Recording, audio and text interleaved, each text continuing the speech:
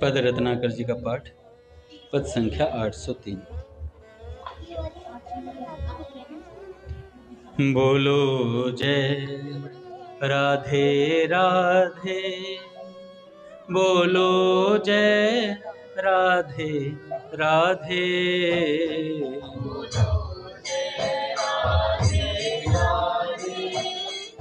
बोलो जय राधे राधे। राधा माधव के प्राण, बोलो जय राधे राधे।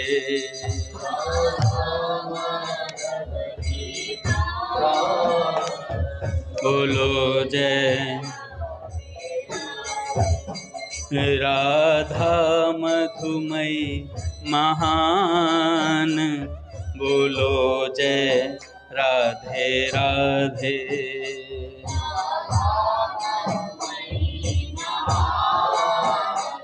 बोलो जय राधा वृषभानु दुलारी, राधा श्री कीर्ति कुमारी,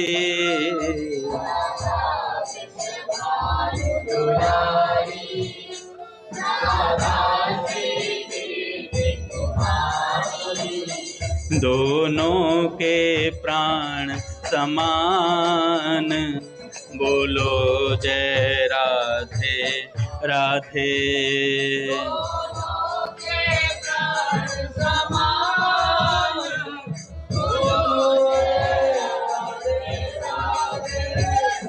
राधा की मति में सो है, माधव के मति में जो है।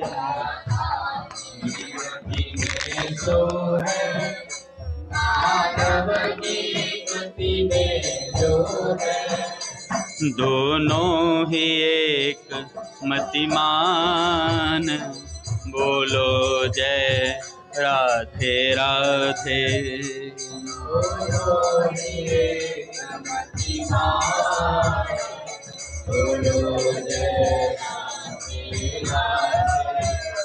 राधा अति भूरी भाली, माधव मोहन मधुशाली,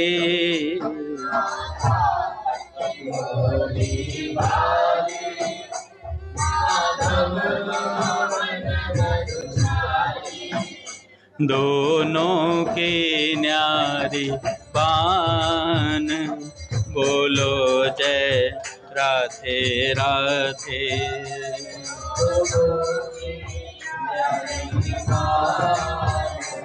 बोलो जय राधा जब निपट सयानी, माधव सजते अज्ञानी,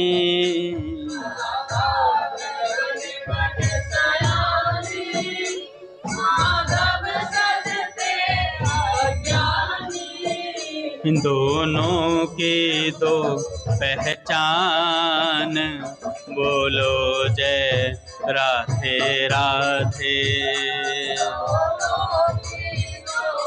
पहचान, बोलो जय राधा माधव एक रूपा, लीला में भिन्न स्वरूपा,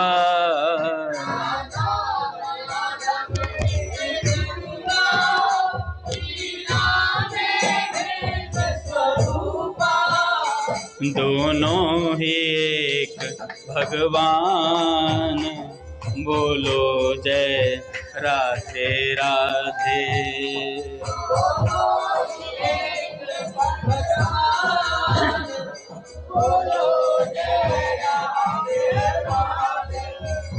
राधा माधव की माया, माधव राधा की छाया,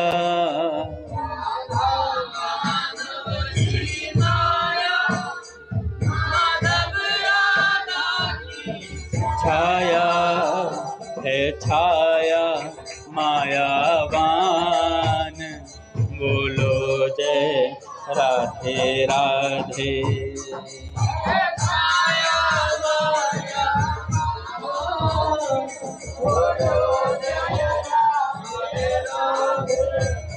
राधा माधव की प्यारी, माधव राधा मन हारे।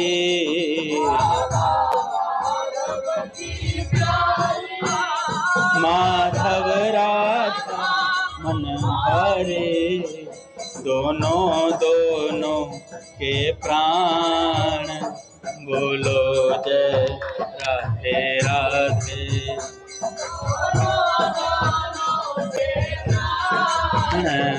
बोलो जय राधे राधे। राधा मन में जो आती, माधव को वही सुहाती।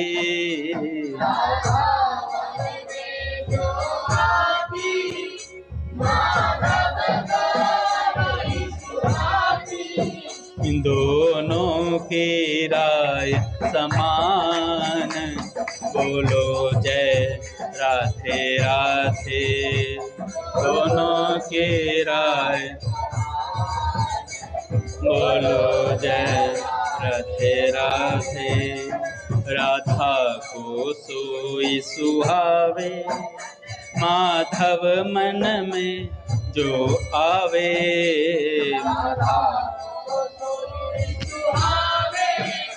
माधव मन में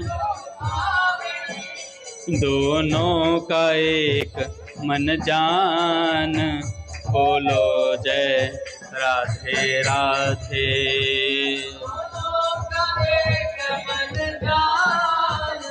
बोलो जय राधा माधव की जोड़ी, जियो जुग लाख करोड़ी। राधा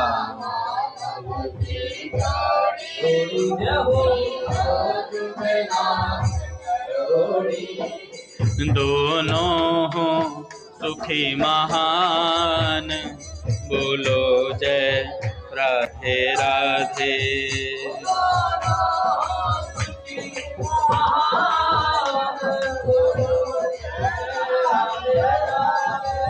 रटे जा राधे राधे, जपे जा राधे राधे।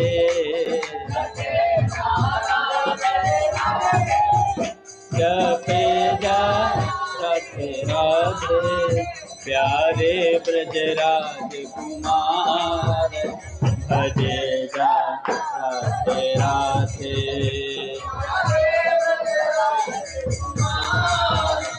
भजे जा राधे राधे। बोलिए राधा माता सरकार की, पूज्य श्री भाई जी महाराज की जय, पूज्य श्री राधा बाबा की जय, पूज्य मैया की जय, अपने प्यारे भैया की जय, पूज्य दादा की जय, भक्तवत्सल भगवान की जय। हरि बोल। बड़े सौभाग्य का क्षण है क्या आज भी हमें सत्संग और कीर्तन का परम लाभ प्राप्त हो रहा है। देखो भैया, जिसे जिसे लेट हो रहा हो जाने में, वहाँ उत्सव है, वहाँ पर आप जा सकते हो, ठीक है। बाकी जिसे 9:30 बजे चलना हो 9:30 बजे, जो खा के आ गए उनको बहुत बढ़िया है, सुनेंगे। पूज्य बाबा कहते हैं कम से कम बोलकर काम चलाएं और शेष समय मशीन की तरह भगवान के नाम में लगा दें। श्री सीता जी की अवस्था का वर्णन करते हुए हनुमान जी महाराज कहते हैं कि नाम पहारु दिवस निसी, ध्यान तुम्हार कपाट, लोचन निज पद जंत्रित, जाहि प्राण के ही बाट। कि रात दिन नाम का पहरा लगा हुआ है, ध्यान के किवाड़ बंद हैं, एवं अपने ही चरणों में नेत्रों का लगा रहना रूप ताला बंद है। इसलिए श्री सीता जी के प्राण नहीं निकल पा रहे हैं। यह गोस्वामी तुलसीदास जी की कोरी कल्पना नहीं है। श्री राम जी के विरह में श्री सीता जी की वास्तविक अवस्था का वर्णन है। भगवान ने अपनी आह्लादनी शक्ति के द्वारा यह आदर्श स्थापित करवाया कि हमसे बिछुड़े भक्त की यही दशा होनी चाहिए। हमसे बिछड़े हुए भक्त की यही दशा होनी चाहिए कि नाम पहारू दिवस निशि, दिन रात नाम चलना चाहिए। ध्यान तुम्हार कपाट, लोचन निज पद जंत्रित, जाहि प्राण के ही बाट। आप भी प्रभु से बिछड़े हुए हैं, अतः आप भी इस दशा को प्राप्त करने की सुंदरतम अभिलाषा को लेकर नाम का पहरा लगा दीजिए। कंजूस के धन की तरह वाणी का संयम कीजिए। अनावश्यक बिल्कुल मत बोलिए। काम के लिए बोलते समय भी यह ध्यान रहे कि कम से कम बोलकर काम चलाया जाए और शेष समय मशीन की तरह नाम लें। देखो, आप अध्यापक हैं, आप विद्यालय जाइए, पर कक्षा में पढ़ाते समय ध्यान रखिए कि जिस समय चुप रहने का अवसर हो उस समय नाम चालू हो जाए, उस समय नाम चालू हो जाए। लज्जा शर्म छोड़ दीजिए। वहां के लोग ढोंगी कहेंगे अथवा प्रशंसा करेंगे, दो ही काम करेंगे।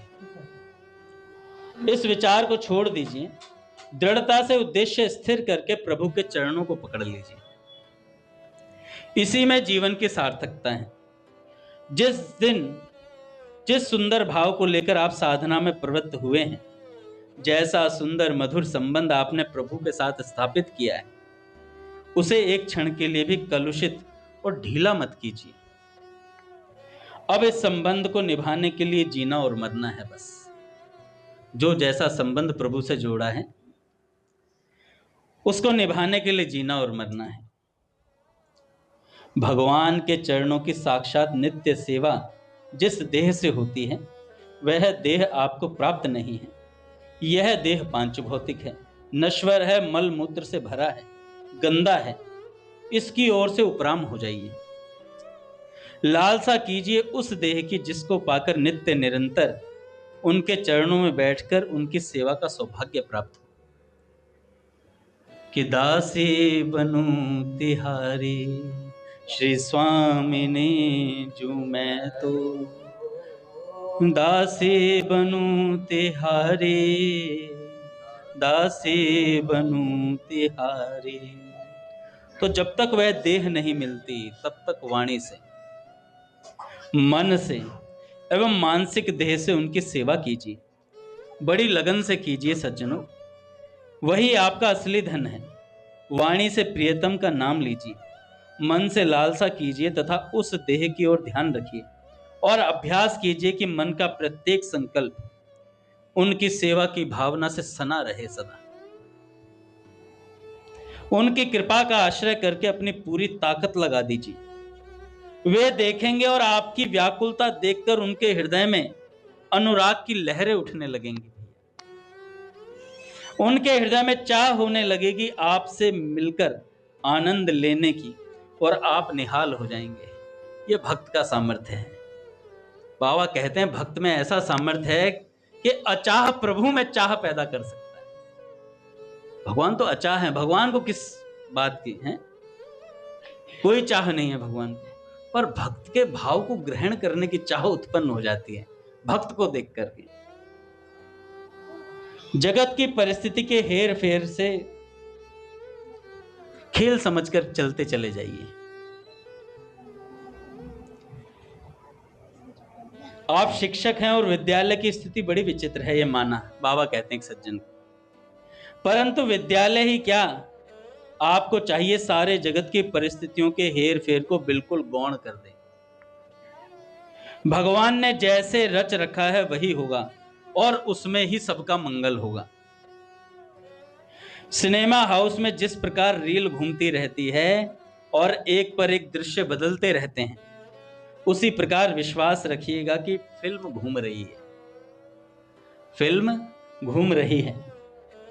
एक के बाद एक दृश्य आ रहे हैं, कोई अनुकूल होगा कोई प्रतिकूल होगा। बस इन्हें खेल समझकर देखते चले जाना चाहिए। खूब विश्वास रखिए, जिस फिल्म के ऑपरेटर, संचालक, मैनेजर मंगलमय भगवान है, उनका उसका प्रवसान किसी के न चाहने पर भी जो होने वाला है वह होकर ही रहेगा। फिर चिंता क्या करें? चिंता तो बस हरि नाम की करनी है। चिंता तो बस हरि नाम की करनी है। ये बातें केवल कथन मात्र की नहीं है। मनुष्य भगवत दया पर विश्वास करके इन्हें अनुभव कर सकता है। अतएव किसी भी प्रकार की परिस्थिति में किंचित मात्र भी विचलित न होकर भगवान की ओर बढ़ने की चेष्टा करें। एक बात और है, जिन सज्जन से कह रहे हैं बाबा कि विद्यालय से आपका संबंध सच पूछें तो यही है कि इसके द्वारा आपकी रोजी रोटी चल रही है। बस इसके सिवा आपको उससे क्या लाभ है? थोड़ी देर के लिए कल्पना करें कि परिस्थिति से बाध्य होकर आप लोगों को विद्यालय छोड़ देना पड़े, पर इससे आपका क्या बनता बिगड़ता है? विश्वास रखिए, यदि भगवान की मर्जी है कि आप लोगों को भोजन अच्छी तरह से प्राप्त होता रहे, तो जगत में कोई पैदा नहीं हुआ जो आपको भोजन न दे पाए। जगत में कोई आपको भोजन पाने से कोई रोक नहीं पाएगा। किंतु यदि उनकी मर्जी नहीं है, उनकी मर्जी है कि आप भूखे मरें, तो आपको कोई दे नहीं पाएगा। आपको कोई दे नहीं पाएगा। जो आप लोगों को खिला सके ऐसा कोई नहीं मिलेगा। भले ही पूर्ण रूप से ना हो, आंशिक रूप से आपने उस सर्वेश्वर की शरण ली है। इस आंशिक शरणागति का मूल्य थोड़ा नहीं है, बहुत भगवान मूल्य दे। राई जितनी सेवा को फल, मानत मेरु समान। आप लोगों को भगवान के सिवा और किसी का मोह जोने की जरूरत नहीं पड़ेगी। सत्य पर स्थित रहिएगा। जगत का प्रलोभन चाहे कितना भी आकर्षक क्यों न हो, सत्य से न हटिएगा। सत्य वचन आधीनता परतीय मात समान। इतने पे हरि ना मिले तुलसीदास जबान। सत्य वचन आधीनता परतीय मात समान। एक तो सत्य का स्वीकार करें। हम छोटी छोटी बातों में झूठ बोले, सभी बोल देते हैं। ऐसा कोई नहीं है जो बिल्कुल सत्यवादी हो इस समय है? पर प्रयास करना चाहिए। बाबा ने कहा है तो हमें प्रयास करना चाहिए कि सत्य वचन आधीनता। आधीनता क्या? गुरु के आश्रय में रहना। अच्छा, गुरु अभी तक अनुकूल बातें करते हैं तो बड़ा अच्छा लगता है, और जिस दिन प्रतिकूल कर दें, गुरु जी ठीक नहीं है, वो वाले गुरु जी बढ़िया थे, गुरु जी तो सारे ही बढ़िया थे, तुम बढ़िया नहीं थे, गड़बड़ हमें है। तो सत्य वचन आधीनता परतीय मात समान। पर स्त्री को माता के समान माना। 3 बातें जिसके बाद गोस्वामी जी महाराज कहते हैं, इतने पे हरि ना मिले, मुझसे मिल लेना आके। आवश्यकता पड़ने पर मृत्यु स्वीकार कर लेनी चाहिए, किंतु सत्य का आश्रय नहीं छोड़ना चाहिए। जितनी मात्रा में आपके पास दृढ़ भगवत विश्वास रहेगा। अच्छा, पूज्य प्रेमानंद जी महाराज कह रहे थे कि जितना जितना आप जपते जाओगे, उतना उतना भगवत विश्वास आप कमाते चले जाओगे। जितना जितना नाम जपोगे निष्ठापूर्वक, उतना उतना आपके पास कमाई होती चली जाएगी, वो भी खरी कमाई। सौदा खरा खरा है भैया। आपके जीवन के अंतिम समय में भगवत स्मृति होने की बात लिखी आपने। यह खूब ध्यान रहे कि यदि कोई साधन के बल पर अंत समय भगवान को याद कर लेने का दावा करे, तो वो मेरी समझ में भूल कर सकता है। अंत समय में भगवत स्मृति होना एकमात्र भगवत कृपा सापेक्ष है। इसलिए भगवत कृपा का अवलंबन करके आप निरंतर प्रसन्न रहें। यह विश्वास रखें, प्रभु अत्यंत दयामय है, वे मेरी वाचक शरणागति को भी स्वीकार करेंगे। इस बात का विश्वास रखें। अवहेलना नहीं कर सकते प्रभु। भगवान के खाते में अवहेलना नहीं है। कोई इतना सा भी स्वीकार करके बैठा है ना भगवान को, भगवान के तो बहुत है। चाहे मैं कितना ही अधम क्यों ना हो जाऊं, अंत समय में वे स्वीकार कर लेंगे मुझे। वे मुझे स्वीकार कर लेंगे। बिल्कुल निराश ना होकर भगवान की ओर बढ़े। सचमुच बढ़ने की इच्छा रखने वाले को प्रभु बुला लेते हैं भैया। जगत के किसी हेर फेर से चकित होने की आवश्यकता नहीं। जो कुछ होता है भगवान का रचा हुआ होता है। आपके न चाहने पर भी वह होकर ही रहेगा,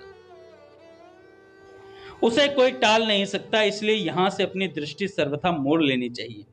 अधिक से अधिक भगवान का चिंतन करना चाहिए, अन्यथा इस जगत को देखकर कभी हंसना पड़ेगा और कभी रोना पड़ेगा। एक बात और है, जहां तक हो प्रपंच के काम में कम ही पड़िएगा। प्रपंच भी कई तरीके का होता है, मैंने संतों से सुना है। सात्विक प्रपंच भी होता है, जीर्णोद्धार करवा दूं, वहां का वो कुंड बनवा दूं, उधर जाके एक मंदिर बनवाया हूं। कई तरीके के होते हैं।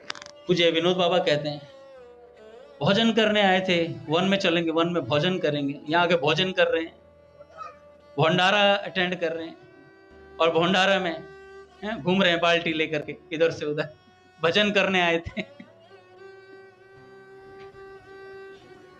सच में ऐसी स्थिति हो जाती। एक संत थे, शायद मौनी बाबा ही नाम था शायद उनका, पाकिस्तान से आए थे वो, मौनी बाबा थे। वो आए और वहां पर वेदांती एक उनके गुरुजी थे, और वहां पर उन्होंने किसी तरीके से श्री कृष्ण का नाम सुना, तो किसी ने कहा कि श्री कृष्ण को चाहते हो तो ब्रज चले जाओ, वृंदावन चले जाओ, वहां मिल जाएंगे आप। आ गए। यहाँ पर 20-21 साल की उम्र थी, अच्छा खासा 6 फीट की हाइट थी, अच्छा खासा शरीर था। भजन करने आए थे, भजन में लगे 2-4 दिन। साधक ऐसे ही करता है, ब्रज में जब जाता है रहने के लिए 2-4 दिन तो उसका मन लगता है कि बिहारी जी घूम आए, फिर राधा रमण जी घूम लिए, 2-4 दिन इधर उधर काटे, और उसके बाद अगर परमानेंट आ गया फिर मन नहीं लगता उसका। जिसके पास हृदय में वृंदावन नहीं है, वो वृंदावन में वृंदावन कैसे देखेगा? बड़ी विलक्षण बात है ये। बात एक संत ने कही थी, पहले ब्रज में वृंदावन, मन में वृंदावन ले आओ, फिर ब्रज में हर जगह श्री कृष्ण दिखाई देंगे। तो आए और भंडारे अटेंड करने लगे। भाई ब्रज में तो भैया जहां तहां आश्रम है, और हर आश्रम में कभी ना कभी किन्हीं महापुरुष का आना जाना लगा रहता है, तो भंडारा चलता ही रहता है। तो जहां पता करें, भाई वहां भोजन की व्यवस्था थी नहीं, वहां गए, वहां पूड़ी सब्जी बन रही है, रोज पूड़ी सब्जी खा रहे, पेट हंडिया सा बाहर आ गए। एक दिन एक लाइन में खड़े थे, एक बुढ़िया माई पीछे खड़ी थी, तो खीर लेने के लिए खड़े थे। 6 फीट की हाइट थी, तो काफी देर से खड़े। तो बुढ़िया माई ने कहा कि भोजन ही करे, भजन भी करे। अब इतनी बात लगी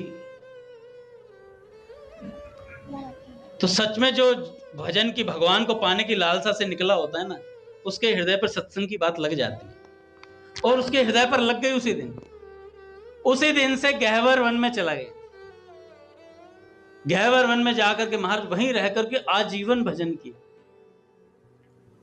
नजर नहीं उठाई फिर कभी जीवन भर कि अब भजन ही करना है भैया, अब भजन ही करना, अब कुछ काम करना ही नहीं है। सब व्यवस्था हो गई, वहीं कुटिया बन गई, वहीं पे ब्रजवासी लोग 1-2 दे जाते थे कुछ, और वहीं कथा करते थे, सत्संग भी बोलते थे। एक अजगर आके कथा सुनता था उन्हीं कुटिया के पास। महाराज जी कहते थे कि शायद कभी कोई हमारा, कोई पिछले जन्मों का कोई संगी रहा होगा जो कथा सुनने आता था हमारे पास। तो भैया ब्रज में जाकर भी 2-4 दिन तो मन लगता है। एक अपने भक्त गए थे गीता भवन में, 15 दिन रहना पड़ गया, तो 2-3 दिन तो मन लगा। उसके बाद कमरे से बाहर ही ना निकले। अरे यार बोर हो गए, यार बोर हो गए। गीता कुछ नहीं है वहां, कुछ है ही नहीं। गंगा जी का घाट है, गीता भवन है, उसके अलावा कुछ है ही नहीं वहां।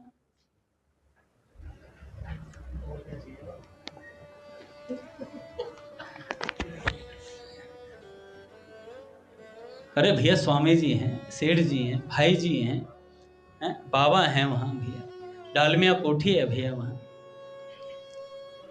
7 नंबर चले जाओ, सत्संग है वहां।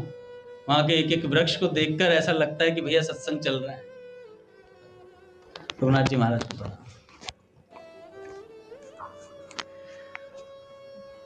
तो ज्यादा दिन मन नहीं लगेगा हम लोगों का, क्योंकि हम भजनानंदी नहीं है। मतलब हमारा मन भजन में रमा हुआ नहीं है। अगर रमा हुआ रहेगा तो हम कहीं भी जाएंगे तो भजन ही करेंगे,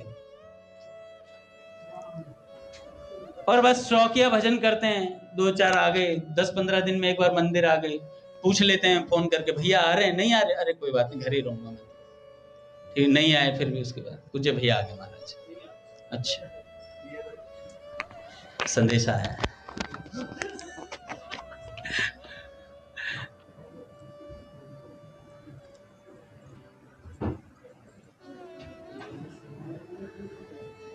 साल भर में अगर अपने आप को गिनती देना चाहें हम, एक बार रजिस्टर लेके बैठ जाएं कि साल भर में हम कितने दिन मंदिर में 7:30 पहुंचे होंगे। मुश्किल से 10-15 दिन। मैं तो अपनी बता रहा हूं, 10-15 दिन 7:30 पहुंचाऊंगा, या अब 7:45-8। उसके बाद रघुनाथ जी एक किलिंग स्माइल सी देते हैं मेरी तरफ, मैं कहता हूँ रघुनाथ जी क्षमा कर दो यार, लेट हो गया। कर भी क्या सकते हैं रघुनाथ जी, फिर मैं क्षमा मांग लूंगा, पूज्य भैया को प्रणाम। तो अटेंडेंस देखोगे तो अटेंडेंस के बल पर ही फेल हो जाएंगे।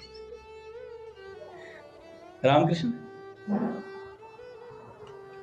तो कलयुग का जैसे जैसे प्रभाव पड़ेगा प्रहलाद जी, वैसे वैसे भगवान में विश्वास रखने वालों की संख्या घटेगी।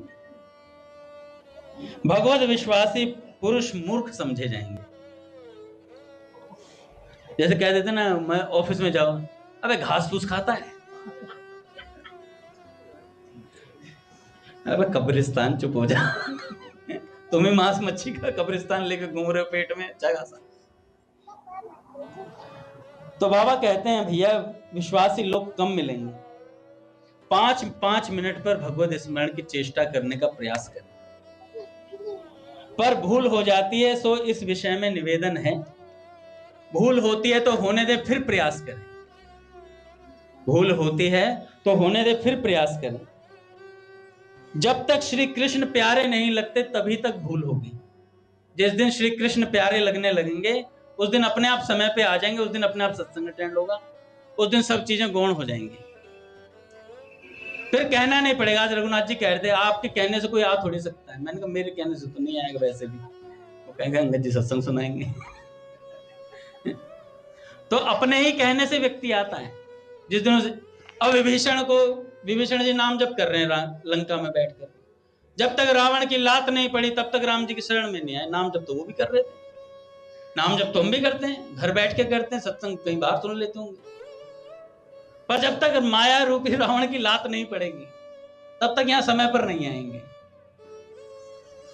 तो उस लात का इंतजार करें भैया, सीधी सी बात है। तब भी भगवान स्वीकार करते हैं। विभीषण पहुंचा और जा करके बड़ी सुंदर चर्चा लगती है मुझे उनकी, तो अपने धनुदास जी महाराज की।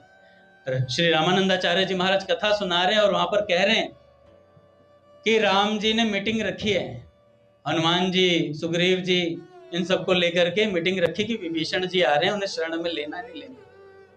इतना सुन के धनुदास जी महाराज कथा छोड़कर चले गए, आए नहीं 2 दिन तक सत्संग सुनने, 2 दिन तक सत्संग सुनने नहीं आए। उसके बाद रामानंदाचार्य जी महाराज ने भेजा, भैया बुला के लाओ, क्या बात होगी, कुछ बात है क्या, कोई हृदय पे कुछ लग गया हो कोई बात तो मना लेंगे। तो महाराज जी के पास आए तो महाराज जी को क्या बात होगी, कहे महाराज जी विभीषण जैसे शरणागत पर चर्चा चल रही है कि राम जी शरण लेंगे कि नहीं लेंगे, तो हम जैसों का क्या होगा, तो हम जैसों का क्या होगा। इतनी बात से वो नाराज थे। तो बात ऐसी है भैया, जब तक माया का थप्पड़ नहीं पड़ता जीव शरण में नहीं आता भगवान की। भावपूर्ण पुकार सच्चे मन से नहीं होती, यह बात ठीक है, पर इससे यह स्पष्ट है कि श्री कृष्ण की अभी पूरी आवश्यकता प्रतीत नहीं हुई है हमें, इसलिए प्रार्थना नहीं होती। होती भी है तो टूटे फूटे शब्दों में, बस इस भाव से कि दिखाने के लिए 4 लोग देख लें मुझे, मैं बहुत तगड़ी प्रार्थना में हूं। तो भैया कब तक, जब तक श्री कृष्ण प्यारे नहीं लगते तब तक ही भूल होती है। जिस दिन भगवान प्यारे लगे उस दिन भूल नहीं होगी। जैसे मुझे अपने बच्चे प्यारे लगते हैं, विदुर जी, राधिका प्यारी लगती है, वो कहेगी पिताजी मेरे बुखार चढ़ रहा है, मैं ऑफिस से भगा भगा आऊंगा, तुरंत तत्काल छोड़ करके आऊंगा, क्योंकि प्रेम है, प्रेम है।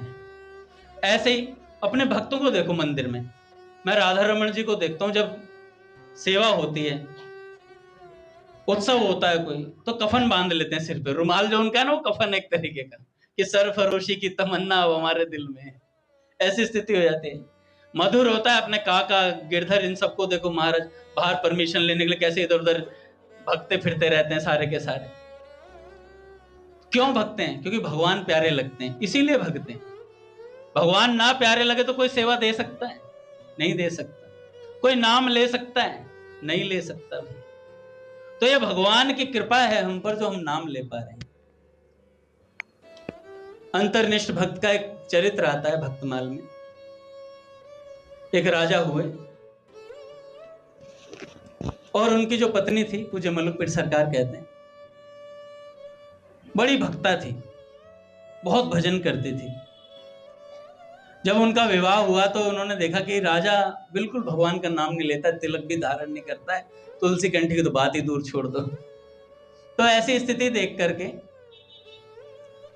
तो उनके मन में आया, कहाँ नास्तिक से विवाह हो गया, भगवान नाम नहीं लेते हैं, सत्संग नहीं, सेवा नहीं जीवन में, और वो खूब भजन करती थी। पूज्य मलुकपीठ सरकार कहते हैं कि हमसे कई लोग आके कहते हैं, माताएं, हमारे ये ना भजन नहीं करते हैं। तो मलुकपीठ सरकार ने कहा, तुम कर लो पहले।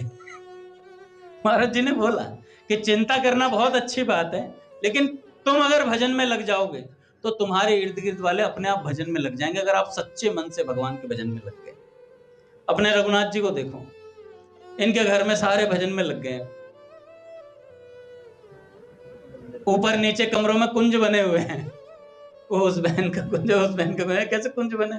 इनकी निष्ठा सच्ची है, भजन करते हैं और सच में भगवान को चाहते हैं। आज एक संत ने लिखा हुआ था कि भगवान का नाम जप करने वाले और भगवान का कीर्तन करने वाले के भैया ना चारों तरफ एक ऑरा चलता है। अगर उस ऑरे के भीतर कोई स्पर्श कर जाए, अगर अच्छी प्रकृति का मनुष्य है, मतलब थोड़ा सात्विक भी है, थोड़ा सही प्रकृति, तो वो ऑरा स्पर्श कर जाता है उसे, उसके नाम लग जाता है, उसको कीर्तन लग जाता है, सत्संग लग जाता है। इसलिए आपने देखा होगा, मैं तो बहुत साल पहले पूज्य भैया मुझे बापूजी के यहाँ लेके गए थे, यहाँ सिकंदरपुर इधर प्रोग्राम हुआ था बापूजी का, वहां लेके गए थे। मैं जीवन में पहली बार किसी संत के सत्संग में गया था, नहीं मैं कभी नहीं गया था, और मैंने पहली बार देखा संत को नृत्य करते हुए। ऐसी मस्ती थी बापूजी, खूब मस्ती से नाच रहे थे बापूजी। मेरा दिल इतना प्रसन्न हुआ, मेरे को लगा यार ऐसी कोई मस्ती भी होती है जिसमें व्यक्ति भगवान के भजन पे नाच रहा है। उसके बाद दो तीन बार भैया फिर लेकर के गए मुझे। उस समय गिरधर प्रहलाद नहीं होते थे, उस समय भैया का झोला मैं ले जाता था, जब कोई नहीं होता था उस समय भैया का झोला मेरे को उठाने का सौभाग्य मिला था उस समय। अब तो गिरधर प्रहलाद 24 घंटे के सेवक हैं भैया। कोई बात नहीं, सत्ताएं बदलती रहती है मनुष्य में।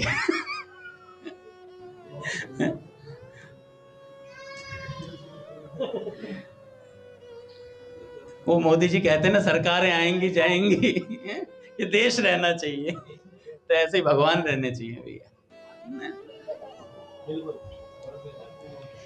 तो भैया वो जो भजन करते थे, उन माता जी ने बोला मलुकपीठ सरकार से, महाराज जी हमारी जो वो हैं वो भजन नहीं करते हैं। तो महाराज जी ने कहा, तुम्हारे वो को छोड़ो, तुम भजन करो, निष्ठा पूर्वक भजन में लगे रहो, सब परिवर्तन हो जाएगा।